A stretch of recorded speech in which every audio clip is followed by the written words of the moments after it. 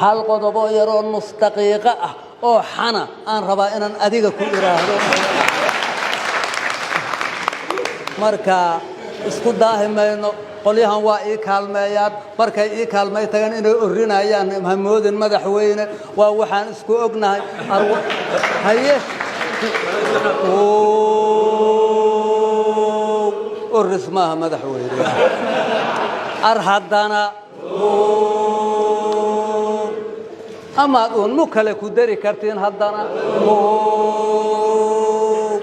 haddaan u jeedo Jubbaland inaan la jooga jecliyo haddaan u jeedo Jubbaland inaan la joogo jecliyo haddaan u jeedo Jubbaland inaan dhex joogo jecliyo